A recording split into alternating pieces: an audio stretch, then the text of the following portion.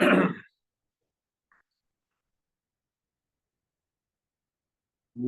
नमो भगवते वासुदेवाय। ओम नमो भगवते वासुदेवाय। ओम नमो भगवते वासुदेवाय। ओम नमो भगवते वासुदेवाय। ओम नमो भगवते वासुदेवाय। ओम नमो भगवते वासुदेवाय।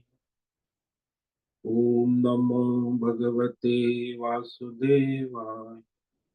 ओम नमो भगवते वासुदेवाय। ओम नमो भगवते वासुदेव। ओम श्री परमात्मने नमो नमः।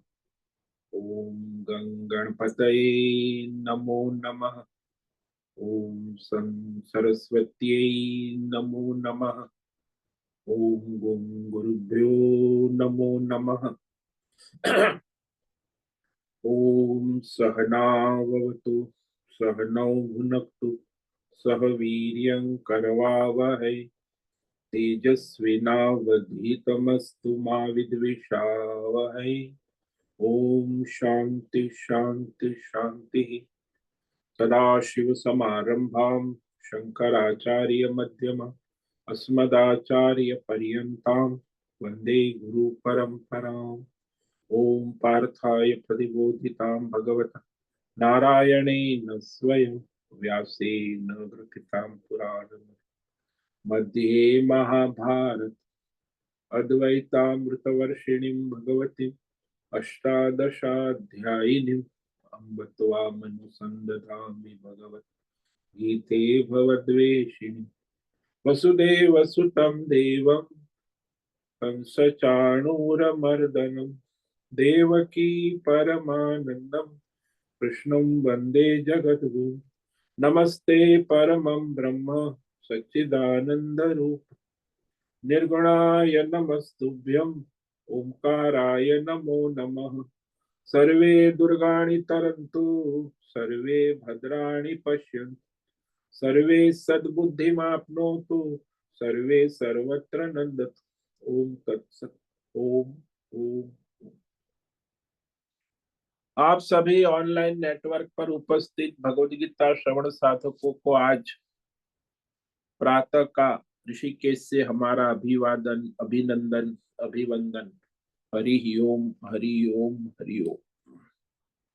हम सबको आज का यह दिव्य दिन तन मन धन जन देश काल विषय वस्तु परिस्थिति अवस्थाएं अध्यात्म भौतिक दैविक क्षेत्र सभी को अपने अपने पूर्व में अनंत जन्मों में किए हुए संचित पाप पुण्य धर्म अधर्म मिश्र कर्म के पके हुए फलस्वरूप वर्तमान में आज सभी को अपने अपने प्रारब्ध अनुसार परमेश्वरी अचिंत्य योग माया के माध्यम से प्रसाद स्वरूप में प्राप्त हुआ है। अतः आज का यह दिव्य दिन परमार्थ हेतु निष्काम सेवा यज्ञ देव यज्ञ पितृ यज्ञ भूत यज्ञ मानवता यज्ञ सात्विक दान शारीरिक वाचिक मानसिक तप निष्काम कर्म योग ध्यान योग भक्ति योग ज्ञान योग साधना स्वाध्याय वेद शास्त्रों का अध्ययन अध्यापन उपासना आराधना के लिए समर्पित करे और करो। अत्यंत दुर्लभ मनुष्य जीवन को परमार्थ हेतु सार्थक करे और करवाए। और आज विक्रम संवत 2081 पौष मास शुक्ल पक्ष की नवमी तिथि है दोपहर 2:25 तक। उसके बाद 10वीं तिथि लग जाती। आज है अश्विनी नक्षत्र सायं 4:28 तक है। उसके बाद भरणी नक्षत्र लग जाता है। आज बुधवार है और शिशिर ऋतु चल रही है। ऋषिकेश का रात्रि का न्यूनतम तापमान 3 डिग्री और दिन का अधिकतम तापमान 20 डिग्री रहा है। वायु की गति 5-10 किलोमीटर प्रति घंटा चल रही। ईस्वी सन 2025, 8 जनवरी 2025, सुबह के 6:45 बज चुके हैं। कलयुग का प्रथम चरण, 5125वां वर्ष, 7वां वैवस्वत मनवंतर, श्वेत वराह कल्प, ब्रह्मा जी का 26वां दिन और 51वां वर्ष चल रहा है। तो ऐसे अनंत कोटि ब्रह्मा और ब्रह्मांडीय परमेश्वरी अचिंत्य योग माया में हमारा यह एक ब्रह्मांड, इस ब्रह्मांड में ये पृथ्वी लोक में, समुद्र के ऊपर जम्बू द्वीप में, विश्व का एकमात्र वैदिक राष्ट्र भारत में, उत्तर हिमालय प्रांत में, उत्तराखंड राज्य में, टिहरी जिले, हिमालयन शिवालिक पर्वतमाला के अंतर्गत मणिकूट पर्वत के ऊपर नीलकंठ महादेव के सामने, ऋषिकेश नगरी में, मुनि की रेती प्रांत में, शीशम जाड़ी, अवधूत बाड़ा आश्रम के सी ब्लॉक के पहले माले से 5 नंबर कमरे से, गंगा किनारे से हम स्वामी उत्तमानंद सरस्वती, भगवद गीता के आचार्य, शिष्य स्वामी चिन्मयानंद सरस्वती महाराज, चिन्मय मिशन, कैवल्याद्वैत वेद व्यास भगवतपाद शंकराचार्य की श्रृंगेरी संन्यास परंपरा से शिक्षित दीक्षित, सनातन वैदिक भारतीय हिंदू धर्म अनुसार संपूर्ण भगवद गीता ज्ञान यज्ञ ऑनलाइन चैतन्यमय जीवंत लाइव प्रसारण के अंतर्गत जूम एवं यूट्यूब व्याख्यान माला में अध्याय 10 विभूति योग के श्लोक नंबर 2 पर संस्कृत एवं हिंदी में दिव्य व्याख्यान करेंगे। पवित्र सरल व्यावहारिक सटीक पूर्ण वर्ण अक्षर पद वाक्य पंक्ति श्लोक अध्यायों की संगति संधि अन्वय शब्दार्थ वाक्यार्थ भावार्थ रहस्यार्थ के यथार्थ तात्पर्य से वैदिक शास्त्र वेद व्यास साहित्य शंकर भाष्य एवं परंपरागत सन्यासी आचार्यों की टीका टिप्पणी सहित आज का यह भगवद गीता व्याख्यान करेंगे। कृपया आप सभी श्रद्धा भक्ति ध्यान से परिपूर्ण होकर के यह दिव्य श्रवण साधना करें। इसमें से कुछ ग्रहण करे, कुछ धारण करे, कुछ अपने जीवन में चरितार्थ करे और उसमें निरंतरता लाए। अपनी अपनी आध्यात्मिक भौतिक दैवी अशांति द्वंद्व मोह विक्षेपों से रहित होकर के, अधार्मिक अशास्त्रीय परंपरागत भ्रम भ्रांतियों से रहित होकर के, अपने अपने शरीर इंद्रिय प्राण मन वचन कर्म और बुद्धि से एक रूप एकाग्र होकर के शुद्ध सात्विक सूक्ष्म भगवत विवेक बुद्धि करे। वेद शास्त्र एवं आचार्य परंपरा अनुसार विवेक करे और करवावे। पुनः पुनः इस व्याख्यान का श्रवण करे, मनन करे, चिंतन करे, लेखन करे, चर्चा विचार प्रचार प्रसार करे, लिंक भेजे, ग्रुप में शेयर करे, अपना और सबका परम कल्याण करे और करवावे। ओम तत्सत। ओम ओम ओम।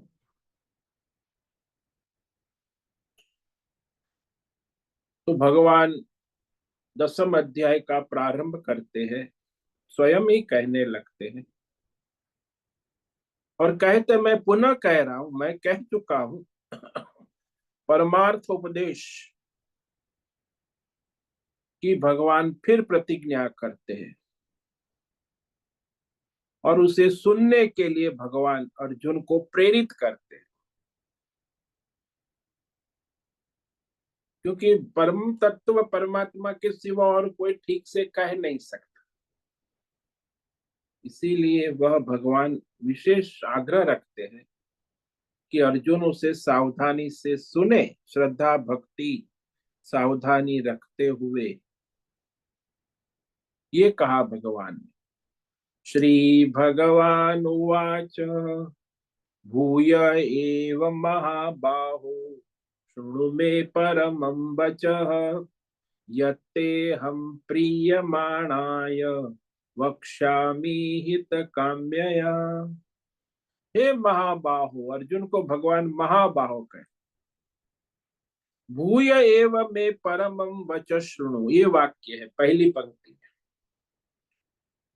कि पुनः मैं कह चुका हूं, फिर भी मेरे इस परमम परमार्थ रहस्य, पारमार्थिक तत्व के रहस्य को, प्रभाव को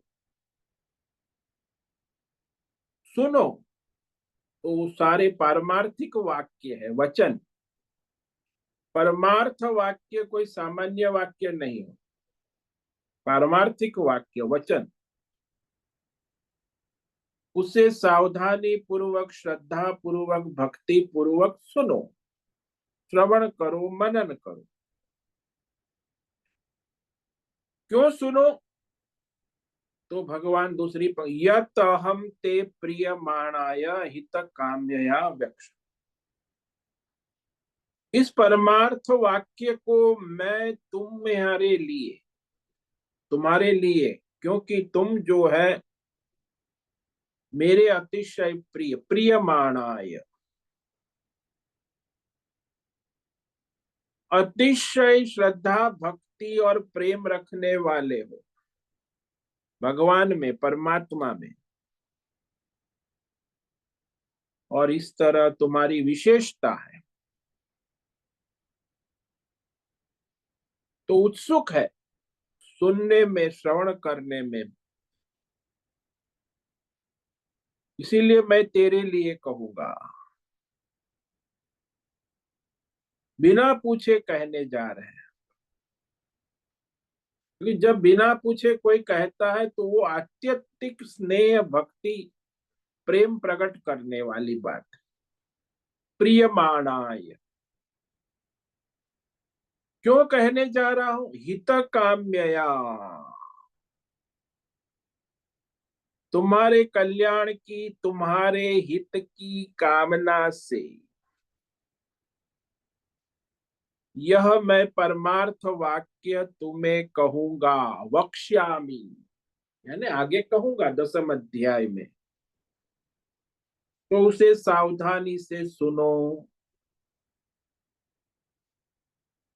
क्योंकि जो भगवान कहेंगे वो और कोई नहीं कह सकता। भगवान की महिमा भगवान ही जाने। इसीलिए यहाँ भगवान आगे कहते हैं कि भगवान परमार्थ तत्व का रहस्य परमात्मा के सिवा और कोई नहीं ठीक से जानता है। न देवता जानते हैं, न ऋषि मुनि जानते हैं। ये भगवान स्वयं कह रहे हैं कि परमात्मा के सिवा परमार्थ तत्व का यथार्थ निरूपण कोई देवता, ऋषि मुनि, योगी, संत, महात्मा, आचार्य नहीं कर सकते हैं। परमार्थ तत्व का यथार्थ निरूपण स्वयं परमात्मा ही परमार्थ तत्व का बोध करा सकते हैं। वो भगवान स्वयं कह रहे हैं कि परमार्थ के विषय में कोई इसने कहा, उसने कहा, ऋषि मुनि देव, वो परमार्थ का ज्ञान नहीं है। परमार्थ के तत्व ज्ञान के लिए परमात्मा का ही कहा हुआ वाक्य प्रमाण है।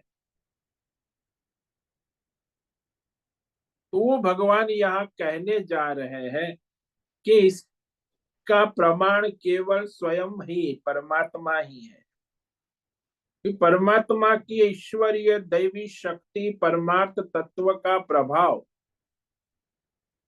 कोई समझ नहीं सकता, जान नहीं सकता। इसीलिए जब भगवान कहेंगे तब समझेगा, जब भगवान समझाएंगे तब जानेगा। अपने आप अपनी बुद्धि से कोई ऋषि मुनि देवता भगवान को उपदेश करना हो तो वही कह रहे भगवान आगे श्लोक नंबर 2 में कि जो मेरी रहस्य लीला दैवी ईश्वरीय शक्ति को देवता लोग जानते हैं न महर्षि क्योंकि सब देवता और महर्षियों का मूल कारण ही मैं हूं। वो तो सब मुझसे उत्पन्न हूं। तो कैसे जान सकते हैं? जैसे नमक की पुतली समुद्र की गहराई को कैसे जान सकती है? वो तो समुद्र के नमक से बनी हुई है। जैसे मछली वो समुद्र में तैर रही है, तो समुद्र की गहराई को कैसे जान सकती? मछली समुद्र की गहराई को नहीं जान सकती। पक्षी है, आकाश में उड़ रहा है, लेकिन आकाश की लंबाई चौड़ाई ऊंचाई कैसे जान सकता है?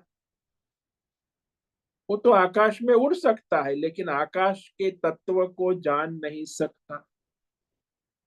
मछली जल में तैर सकती है, लेकिन जल के तत्व को जान नहीं सकती। नमक की पुतली समुद्र में गोता लगाने जाती है, लेकिन समुद्र तत्व को नहीं जान पाती है।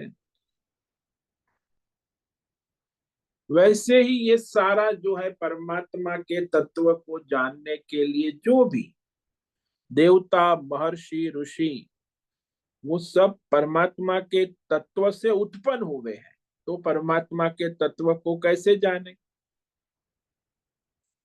जैसे दृष्टांत ले लो कि जो छोटा शिशु बालक है वो माँ के सौंदर्य, आयु, ज्ञान, शक्ति, ऐश्वर्य को कैसे जान सकता? वो तो शिशु है, माँ से उत्पन्न हुआ है, माँ के ऐश्वर्य को कैसे जाने? यानी देवता और ऋषि मुनियों की उत्पत्ति के पहले भी भगवान जैसे थे वैसे पूर्ण ऐश्वर्यमय, और ये देवता जिसमें लीन हो जाएंगे ऋषि मुनि, तो परमात्मा तो वैसे के वैसे ही रहते हैं। उनकी उत्पत्ति के पूर्व भी परमात्मा वैसे के वैसे है, उनकी स्थिति भी परमात्मा में है। देवता और ऋषि मुनियों का लय भी परमात्मा में है, पुनः उत्पत्ति भी परमात्मा से है। इसीलिए परमात्मा के तत्व को वे नहीं जान पाते। हाँ, परमात्मा के कहने के बाद जान सकते।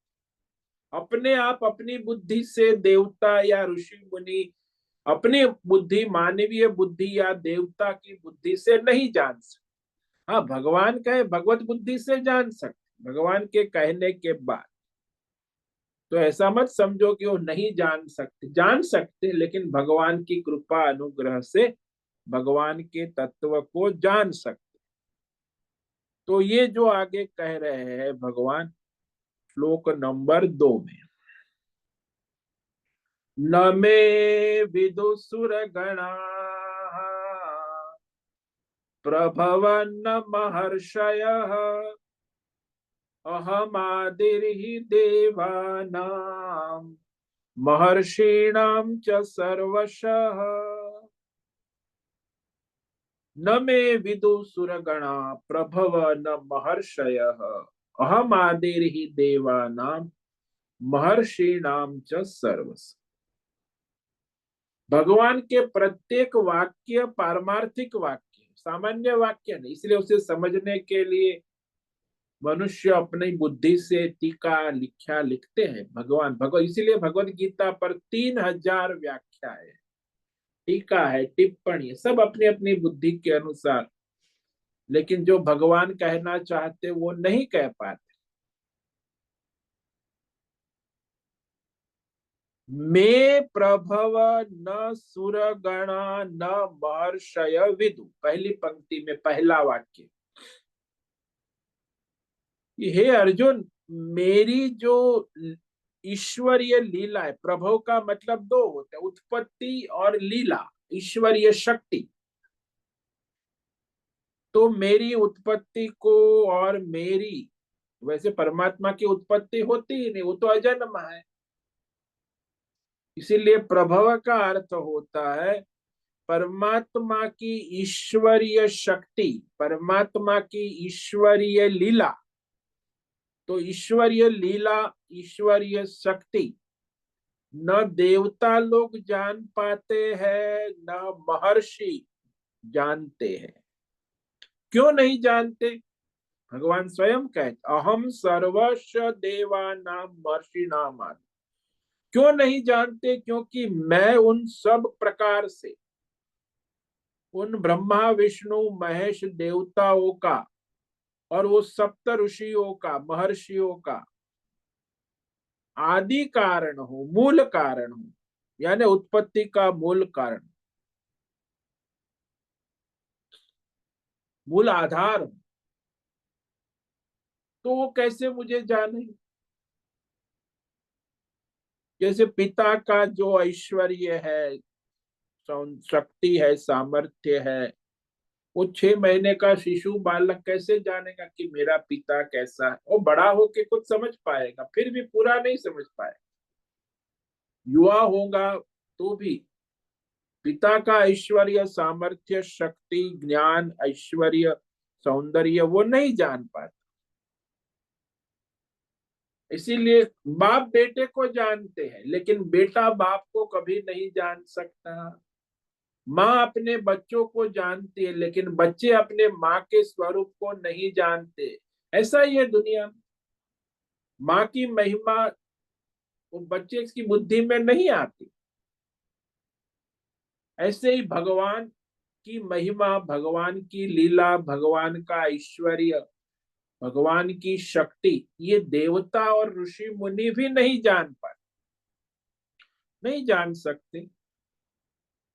क्योंकि परमार्थ प्रभाव इतना है ना, प्रभाव यानी भगवान का परमार्थ प्रभाव, ऐश्वर्य, शक्ति कहो, माया कहो, लीला कहो, ये सब पर्यायवाची। न तो देवता जान पाते हैं, न महर्षि जान पाते। क्यों नहीं जान पाते? क्योंकि भगवान स्वयं कह रहे कि मैं उनका मूल कारण ही मैं हूं। उनकी उत्पत्ति स्थिति लय, पुनः उत्पत्ति स्थिति लय का मूल आधार, मूल कारण मैं परमात्मा ही हूं, उसी के आधार पर। इसीलिए ब्रह्मा विष्णु महेश जो देवता है, कई लोग ब्रह्मा विष्णु महेश को भगवान कहते, नहीं नहीं नहीं, ये गलत फहमी है। ब्रह्मा विष्णु महेश भी देवता है,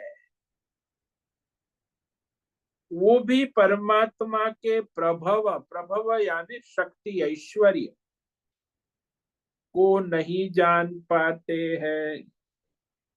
वे नहीं बतला सकते। प्रभव, प्रभव का शब्दार्थ दो होते, उत्पत्ति और प्रभाव, ऐश्वर्य। परमेश्वर का प्रभाव यानी परमेश्वर की ईश्वरीय शक्ति, लीला, पौराणिक भाषा में उसे लीला कहते। ईश्वरीय शक्ति, ईश्वरीय प्रभाव अतिशय, किसी देवता या मनुष्य के द्वारा नहीं जाना जा सकता, किसी के भी द्वारा नहीं जाना जा सकता। वह तो परमेश्वर ही जानते हैं। और जानते हैं इतना नहीं, उनकी लीला प्रकट भी करते, परमेश्वर ही कर सकते हैं। परमेश्वर का ऐश्वर्य लीला कोई दूसरा प्रकट नहीं कर सकता, जो परमेश्वर स्वयं कर सकते, जिसकी मानवीय बुद्धि से कल्पना नहीं हो सकती है। जैसे भगवान ने नरसिंह अवतार लिया, तो नर और सिंह, और वो भी कहां से प्रकट हुए? खंभे में से प्रकट हुए। अब ये कोई सामान्य मनुष्य की बुद्धि में बात बैठेगी? भगवान कृष्ण ने अपनी एक उंगली पर गोवर्धन पर्वत को उठा लिया। अब ये लोग समझते हैं कि एक सामान्य काल्पनिक, नहीं, भगवान की शक्ति है। भगवान ने अपनी एक उंगली पर सारा गोवर्धन पर्वत को उठा लिया और सारे गोप बालों की रक्षा की। तो ये मानवीय बुद्धि, जो वैज्ञानिक बुद्धि, आजकल जो R&D लेबोरेटरी बुद्धि, ये कल्पना नहीं कर सकते हैं।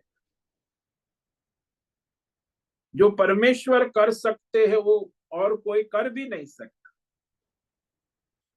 जो उनके द्वारा किया जा सकता है वो दूसरे किसी भी देवता, मनुष्य या किसी भी प्राणी से नहीं हो सकता।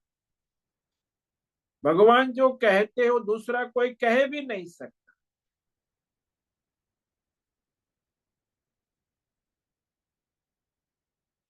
तो यहाँ जो नहीं किया जा सकता और जो कल्पनातीत कर सकते हैं, उसे कोई जान नहीं सकता।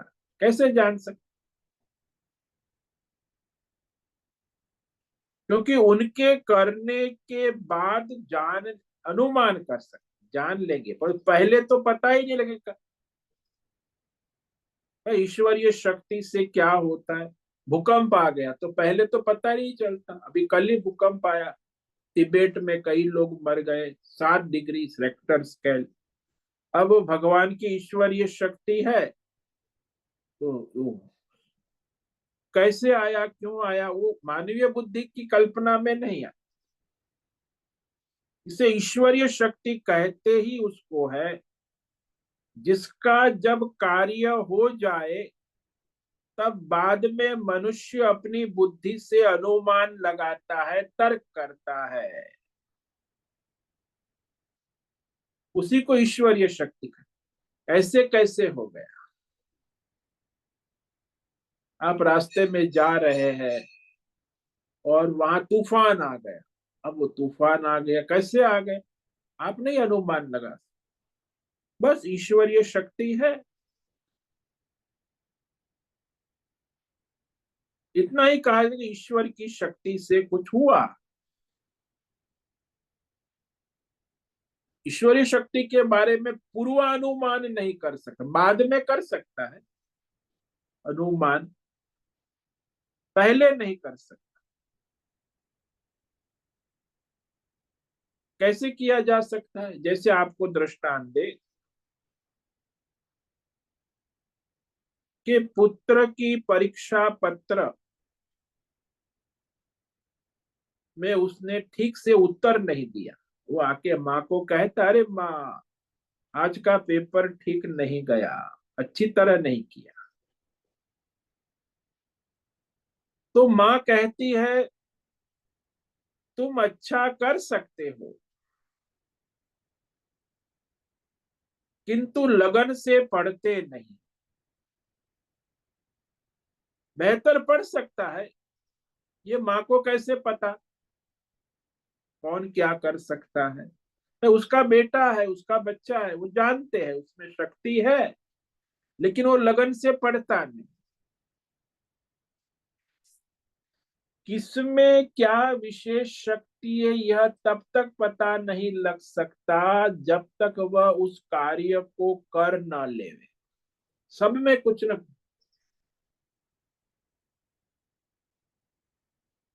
जैसे एक विद्यार्थी को विद्यालय में 100 में से 100 अंक आ गए गणित में,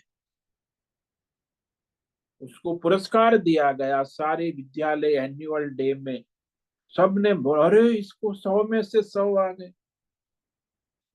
तो सारे विद्यार्थियों के माता पिता कल्पना करने लगते हैं कि मेरा पुत्र भी 100 में से 100 ला सकता है,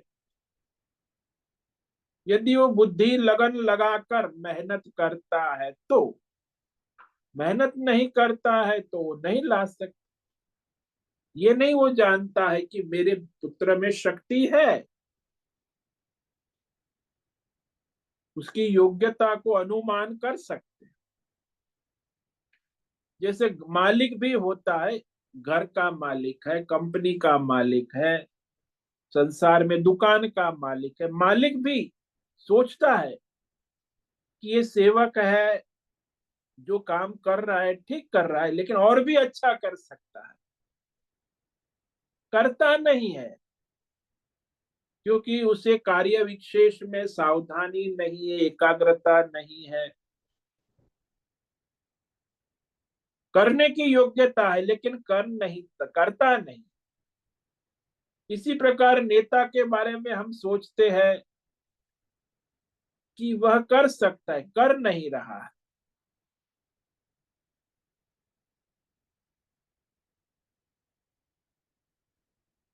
तो इस प्रकार जो सारी शक्तियां हैं, ईश्वरीय शक्ति के बारे में विचार,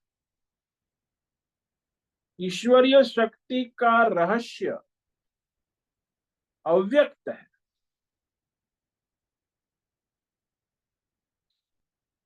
तो अव्यक्त शक्ति को जानना सामान्य मनुष्य की बुद्धि की बात नहीं। दूसरे में यह शक्ति है, इसमें भी है, ऐसा अनुभव किया जा सकता है संसार में कि देवदत्त जो है 25 मील चल सकता है, तो यज्ञदत्त भी 25 मील चल सकता है, दोनों मित्र है। ये कैसे कहोगे? जबरदस्ती ले जाओगे तो फिर 15 किलोमीटर जाते जाते बेचारा विष्णुदत्त वही मूर्छित हो जाए। देवदत्त में शक्ति है, वो विष्णुदत्त में नहीं है। वो कैसे पता चला? बोले उसके कार्य से ही अनुमान किया गया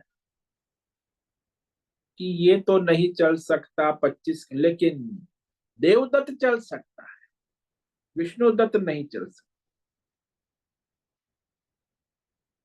इसीलिए कहा बिना कार्य देखे देवता महर्षि भी नहीं कह सकते कि क्या ईश्वरीय शक्ति है, क्या कर सकती है। वो तो जब हो जाता है उसके बाद अनुमान लगाते हैं कि अरे ये तो ईश्वरीय शक्ति है। हमारा हाथ कैसे कार्य कर रहा है, इंद्रियां कैसे कार्य कर रही है, सारा यंत्र आपका सब संसार कैसे कार्य कर रहा है। अब ईश्वरीय शक्ति का अनुमान लगता है कि सूर्योदय होता है, ये तो ईश्वरीय शक्ति से ही होता है। सूर्यास्त होता है, वो कोई भारत सरकार या कोई आईएएस ऑफिसर या कोई गवर्नमेंट ऑफ चाइना या अमेरिका उसका नहीं कर। तो कौन सी शक्ति है जिसके द्वारा सूर्योदय होता है, सूर्यास्त होता है? तो ईश्वरीय शक्ति है, अनुमान लगा सकते। लेकिन आजकल जो पढ़े लिखे मूर्ख लोग, नास्तिक लोग, सबसे बड़ी शंका यह रहती नास्तिकों की, जो लोग नास्तिक होते हैं, कि परमेश्वर ऐसा कैसे कर सकता है।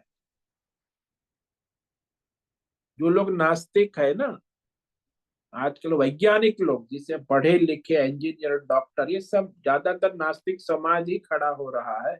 आज का एजुकेशन सिस्टम ही नास्तिक है। जो पढ़ते भौतिकवाद, जड़वाद, न अध्यात्म है, न दैव है, न परमार्थ है, तो सारा समाज, सारा विश्व नास्तिकता क्यों? अभी एक रिपोर्ट हमने पढ़ी थी कि 2050 में दुनिया में कौन सा संप्रदाय ज्यादा चलेगा। बोले 65% लोग नास्तिक हो जाएगी। हालांकि अभी तो 30% है नास्तिक, लेकिन तब, क्योंकि जड़वाद, भौतिकवाद। अब उनके लिए, नास्तिकों की सबसे बड़ी शंका ये रहती है कि परमेश्वर ऐसा कैसे कर सकता है, ऐसा नहीं हो सकता। परमेश्वर कुछ भी कर सकता है, वो दिखला देते हैं। तब नास्तिक किसी कार्य कारण भाव की कल्पना करने लगते कि अरे ऐसा नहीं है, साइंटिफिकली प्रूव हो गया है कि वो जो गुरुत्वाकर्षण बल है उसके द्वारा सूर्य का उदय होता है, अस्त हो, इसमें कोई ईश्वरीय शक्ति नहीं। पृथ्वी घूमती है, वो आकर्षण बल है, वैज्ञानिक बल, ये लोग वैज्ञानिक प्रमाण देते कि इसमें कोई ईश्वरीय शक्ति नहीं। कार्य कारण भाव का तर्क करते हैं, कल्पना करते हैं, अनुमान करते हैं, वो ईश्वरीय शक्ति को मानते ही नहीं। बच्चा कैसे हो गया? बस हो गया, कार्य कारण शक्ति।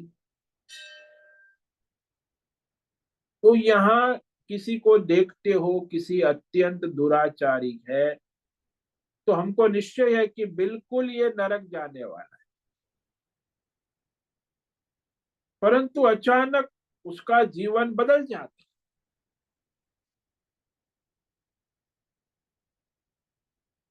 और वो साधु बन जाता है, संत बन जाता है। अभी ऐसा कैसे हो गया? कल तक तो वो अपनी पत्नी को मारता था, कूटता था, बीड़ी सिगारेट शराब दारू गाली गलौज मारा मारी और लड़ाई झगड़ा। अब वो संत कैसे बन गया? अचानक ऐसे कैसे हो?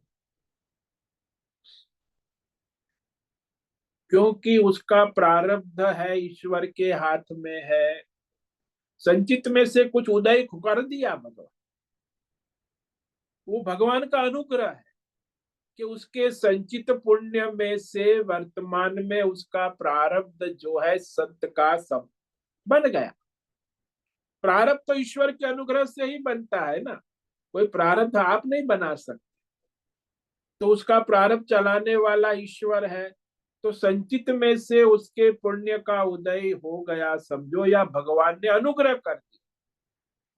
अनुग्रह शक्ति से भी प्रारब्ध बदल दिया भगवान ने। तो परमेश्वर की ईश्वरीय शक्ति का स्वीकार ये लोग नहीं कर, नास्तिक लोग। वो तो कर्म के सिद्धांत को जो करो जैसा करो वहां तुरंत एक्शन रिएक्शन, कार्य कारण बुद्धि बहुत होती है, और लॉजिक तर्क और मैथमेटिक्स आजकल तो यही चलता है। कार्य कारण बुद्धि, लॉजिक तर्क बहुत करते हैं, और दूसरा मैथमेटिक्स गणित लगाते हैं सब जगह। बस यही है सारे डॉक्टर इंजीनियर साइंटिफिक जो भी कहते हैं, मूल परमेश्वर की शक्ति का स्वीकार नहीं करते। परमेश्वर की ईश्वरी स्वीकार जो है ये करना ही श्रद्धा का विषय है, वह बुद्धि का विषय ही नहीं है। इसलिए ये बुद्धिमानी करने वाले हैं, नास्तिक लोग हैं। इसलिए वो श्रद्धा के बिना वो परमेश्वरी ईश्वरीय शक्ति का स्वीकार नहीं कर सकते। परमेश्वर अनुग्रह करता है, प्रारब्ध भी बदल, देखो प्रारब्ध जीव नहीं बदल सकता, प्रारब्ध ईश्वर कभी भी बदल सकता। देखो कोई मनुष्य वहां आपने देखा होगा कि वो पहले वहां सामान्य पुताई का मजदूरी करता है, तो 10 साल में उसका व्यापार फैल जाता, बड़ा व्यापारी बन जाता। अब उसका प्रारब्ध ईश्वर के अनुग्रह से बदल सकता है, संचित में से लाना तो ईश्वर के हाथ में है। तो ईश्वर की अनुग्रह शक्ति प्रारब्ध को लाती है, प्रारब्ध को बदलती है, प्रारब्ध को चलाती, इसीलिए ईश्वर के हाथ में है। हाँ, संचित आपने कर लिए है ना, उसका तो फल ईश्वर ही निर्धारित करता है ना, तो ईश्वरीय शक्ति के द्वारा ही चलता है। तो यह ईश्वर जो है चाहे स्वयं भी कुछ शक्ति से कर जीव में भी बदली ला सकता है, उसके प्रारब्ध को भी बदल सकता है, या ईश्वर जो है कल्पनातीत कोई भी कार्य कर सकता, रूप भी लेता है। जब भी अभी हमने कहा ना कि भगवान नरसी रूप का अवतार प्रकट कर लेते हैं, भाई आधा सिंह और आधा मनुष्य ऐसा कोई शरीर कभी किसी ने कल्पना की हो सकती। गणेश का रूप भी धारण कर सकते, गणेश अरे आधा हाथी का मुंह और आधा मनुष्य की, ये भी कोई सामान्य बुद्धि वाला मनुष्य कल्पना नहीं कर सकता। भगवान कुछ भी देवी का रूप लेते, अष्टमूर्ति अष्टभुजा देवी का रूप धारण करते हैं। तो ऐसे भगवान की लीला की कोई मनुष्य कल्पना नहीं कर, वो करने के बाद अनुमान करता है, अरे भगवान ने ये अवतार ले लिया, ये लीला कर ली। अब भागवत पढ़ो तो भागवत में सारी वो हिरण कंस को मारा, ये कोई सामान्य बात नहीं, लेकिन है ईश्वरीय शक्ति। तो ये जो सारा विश्वास और श्रद्धा भक्ति के बाद ही बात चलती, लेकिन बुद्धिजीवी नास्तिक समाज जो है ना, ये जिसमें श्रद्धा नहीं है, वो लोग इस बात को हंसी मजाक करते हैं कि भगवान भगवान क्या है, सब काल्पनिक बातें हैं।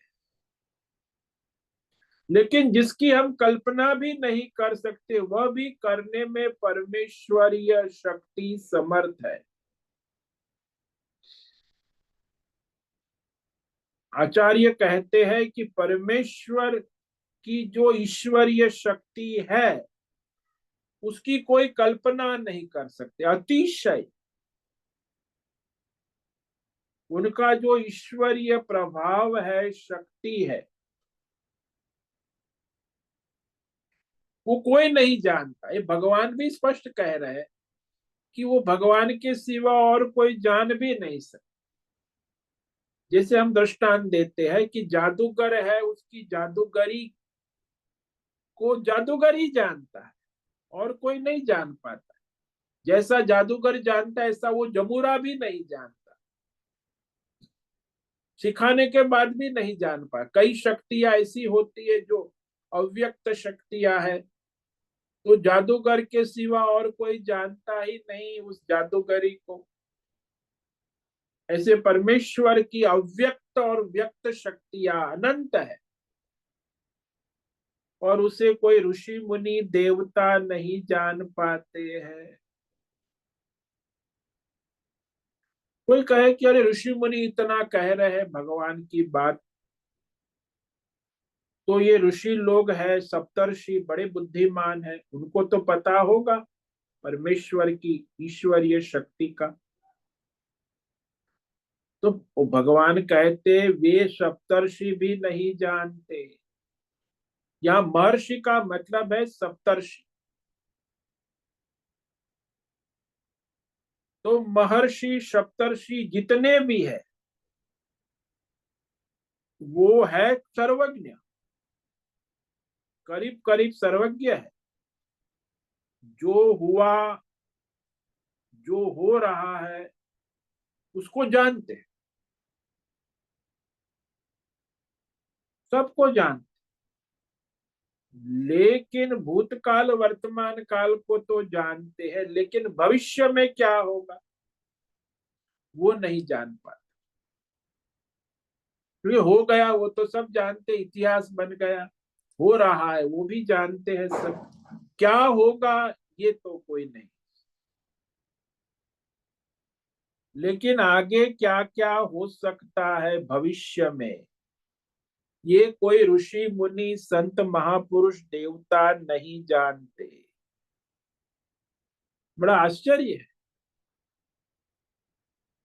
वो ज्योतिष लोग भी जो लिखते हैं भविष्य जन्म पत्री, उसके बाद वो कहते हैं कि आगे तो भगवान जो है वही है, वही जानते हैं क्या होगा, हम तो केवल अनुमान कर रहे हैं। क्या वे नहीं जानते हैं? आजकल वैज्ञानिक लोग, ये जो रसायन शास्त्र पढ़ने वाले हैं, अधिकतर रसायन की प्रक्रिया, रसायन शास्त्र को जानते हैं। तो रासायनिक प्रक्रिया, रसायन पदार्थ को अमुक में मिलाओगे तो क्या परिणाम होगा, वो लेबोरेटरी में रिसर्च करते, R&D।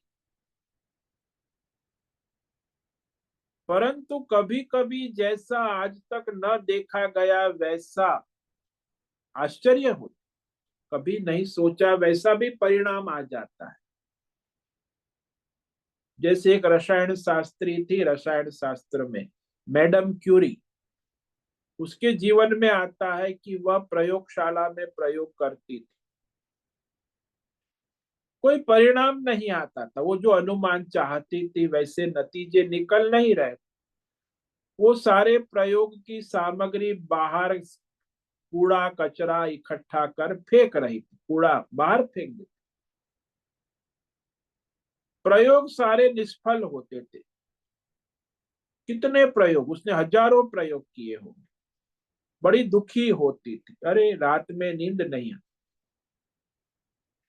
पूर्णिमा की रात थी, खिड़की पर आकर खड़ी हुई, पूर्णिमा को देख रही है, तो देखा कि वो कूड़ा कचरा, उसने जो अपने R&D रिसर्च किया हुआ कूड़ा कचरा, उसमें कोई चमकती चीज दिख रही है, चमक रहा है।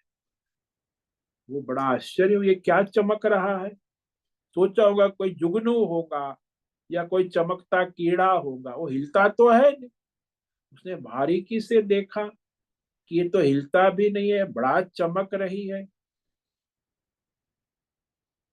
तो वैज्ञानिक था ना, तो वैज्ञानिक दृष्टि से उसने समझा, ध्यान दिया। क्योंकि वैज्ञानिकों का देखना, सुनना, समझना, ध्यान देना विशेष प्रभाव होता है, स्वभाव होता है। तो विशेष एकाग्रता पूर्वक देखा तो वह वास्तव में विशेष चीज गई कूड़े कचरे में, वहां कचरे में जाकर उसने देखा तो कोई प्राणी जीव पदार्थ नहीं था, कुछ चमकता पदार्थ था, नया विषय था, नई चीज थी, कभी उसने सपने में भी नहीं सोचा था। तो रेडियम नाम की चीज जो है आज उसका आविष्कार हो गया। देखो उसकी कल्पना, उसने कभी रेडियम का आविष्कार करने का सपना भी नहीं देखा था, और उसने, मैडम क्यूरी ने रेडियम का आविष्कार कर दिया, दुनिया में प्रसिद्ध वैज्ञानिक हो। अब वो ईश्वरीय शक्ति है, ईश्वर का अनुग्रह है, वो नहीं मानेंगे। वो कहेंगे कि ये तो मैडम क्यूरी ने ही रेडियम की खोज की है, ये वैज्ञानिक लोग कभी ऐसा नहीं मान।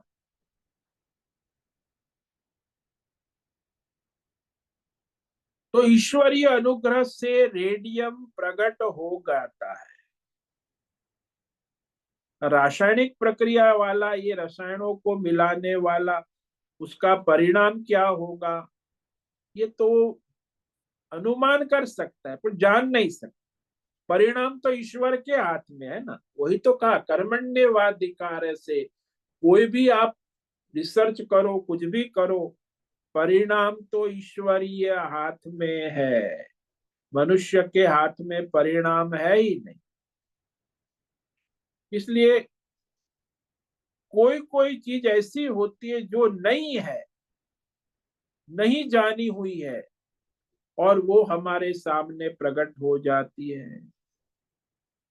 उसके पहले मनुष्य समाज में, पृथ्वी लोक में रेडियम नाम की धातु कोई थी ही नहीं। रेडियम इसके पहले कोई जानता ही नहीं था, ही नहीं दुनिया। अब वो रेडियम प्रकट हो गया। वो कहते हैं मैडम क्यूरी ने प्रकट किया। किसने प्रकट किया? ईश्वरीय दैवीय अनुग्रह से हुआ, उसके रिसर्च का परिणाम। लेकिन वो आज भी लोग कहते हो मैडम क्यूरी ने, ये लोग वैज्ञानिक अंग्रेजी पाश्चात्य लोग ईश्वरीय अनुग्रह, ईश्वरीय शक्ति, ईश्वरीय कृपा को नहीं मानते। वो तो कहते हैं मैडम क्यूरी ने रेडियम की खोज की, इसलिए उसका बड़ा नाम है वैज्ञानिक। ये वैज्ञानिक लोग सब ठेका ले लेते कुछ भी। अरे वो जो आप नई खोज R&D करते हो, ईश्वरीय अनुग्रह है, ईश्वरीय शक्ति है, ईश्वर की कृपा है, ऐसा मानना वो नहीं मानते। रेडियम की बात क्या, कोई भी आजकल R&D हो रहा है। तो इस प्रकार महर्षि लोग भी सर्वज्ञ है, वैज्ञानिक लोग भी ज्ञानी है, परमेश्वर के बराबर नहीं। परमेश्वर के सिवा और कोई सर्वज्ञ नहीं पूर्ण रूप से। इसीलिए हमारे शास्त्रों में परमेश्वर को ही परम शक्ति और परम आधार माना है। हमारा ज्योतिष शास्त्र है, भविष्यवाणी लिखने बैठते आपकी कर्म कुंडली पढ़ना, तो जन्म कुंडली में अंत में फिर वो पूरा परमेश्वर ही जाने आगे क्या होगा। ये तो हमने लिख दिया जन्म कुंडली। परमेश्वर वादी जो है वह ये जानता है।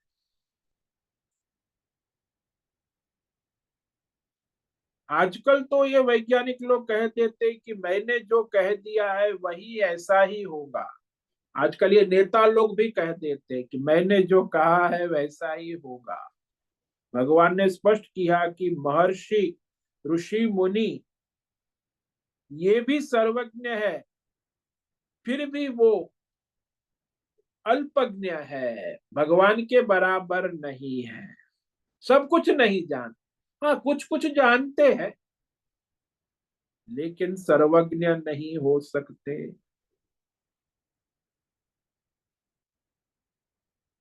तो इस तरह ये कहने के बाद आगे जो कहा कि परमात्मा की ईश्वरीय शक्ति कहो, उत्पत्ति रहस्य कहो, कि इस भगवान का ही, वैसे तो अनजन्मा है, इसलिए भगवान के तत्व को सामान्यतः कोई देवता भी नहीं जान पाता है। इस पर हम कल आगे और विचार करेंगे। तो जैसे सामान्य संसार में भी जो मनुष्य बाप का ऐश्वर्य, सत्ता, शक्ति, जो पुत्र है जन्मा हुआ, वो शिशु है, वो कभी नहीं जान सकता। हाँ, सुनी सुनाई बात बोल सकता है, लेकिन अपने पिता का जो सामर्थ्य है, ऐश्वर्य है, ज्ञान है, शक्ति है, सौंदर्य है, ये बालक शिशु नहीं जान पाता है।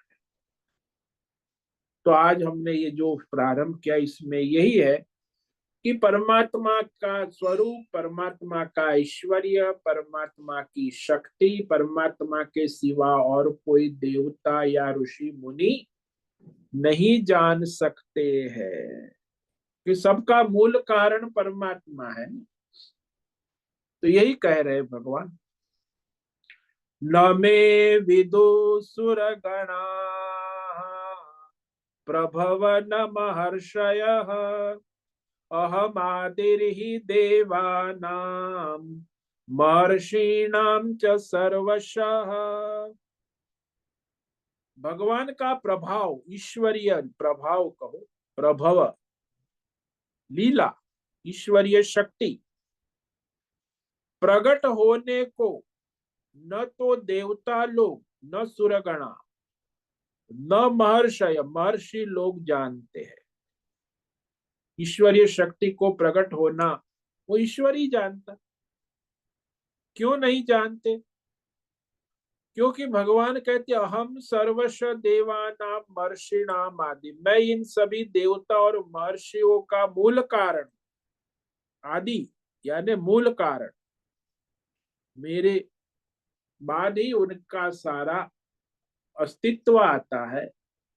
तो उनका व्यक्तित्व जो है स्वतंत्र नहीं है। तो इस तरह वो मेरे स्वरूप को नहीं जान सकते, क्योंकि देवता और ऋषियों के जन्म के पहले भगवान ज्यों के त्यों ही थे। उनके बिना इनका जन्म हो ही नहीं सकता, इनकी उत्पत्ति, इनकी बुद्धि चलाने वाले भी भगवान है। और जो उसकी बुद्धि को चलाने वाले भगवान है, उस भगवान को अपनी बुद्धि से कैसे जान सकता है? इसलिए ईश्वरीय शक्ति की बराबरी कोई देवता या मनुष्य नहीं कर सकता है। बस श्रद्धा रख सकता है ईश्वरीय शक्ति में, वो तो वहां बुद्धि की सीमा आ जाए। इसीलिए कहा जब बुद्धि की सीमा आती है तो ईश्वरीय श्रद्धा उत्पन्न होती है, तो ईश्वरीय शक्ति को समझ सकते हैं।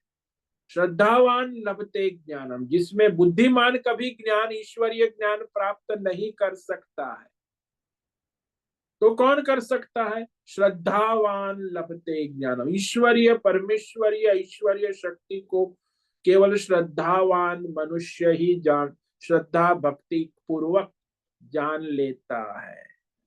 ओम नमो नारायणाय, ओम नमो नारायणाय, ओम नमो नारायणाय, ओम नमो नारायणाय, ओम नमो नारायणाय। कायेन वाचा मनसेन्द्रियैर्वा बुद्ध्यात्मना वा प्रकृते स्वभावात् करोमि यद्यत् सकलं परस्मै नारायणायेति समर्पयामि। ओम सर्वे भवन्तु सुखिनः, सर्वे सन्तु निरामयाः, सर्वे भद्राणि पश्यन्तु, मा कश्चित् दुःखमाप्नुयात्, अस्तु मा सद्गमय, तमसो मा ज्योतिर्गमय, मृत्योर्मा मृतंगमय। ओम पूर्णमद पूर्णमिदं पूर्णात् पूर्णमुदच्यते पूर्णस्य पूर्णमादाय पूर्णमेवावशिष्यते। ओम शांति शांति शांति। शंकरं शंकराचार्यं केशवं बादरायणं सूत्र भाष्य कृतौ वंदे भगवन्तौ पुनः पुनः। ईश्वरो गुरुरात्मेति मूर्ति भेद विभाग व्योमवद् व्याप्त देहाय दक्षिणामूर्तये नमो नमः। ओम गुं गुरुभ्यो नमो नमः। ओम तत्सत् ब्रह्मार्पणमस्तु। ओम ओम ओम।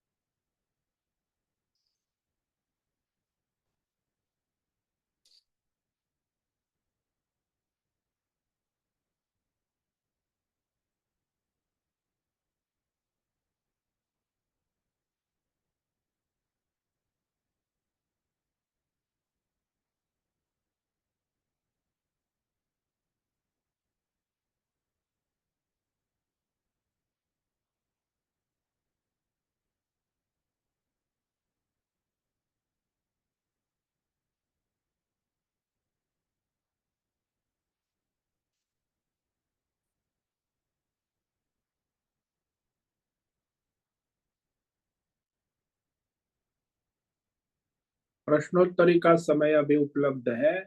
कोई साधक को प्रश्न है, अभी पूछ सकते हैं।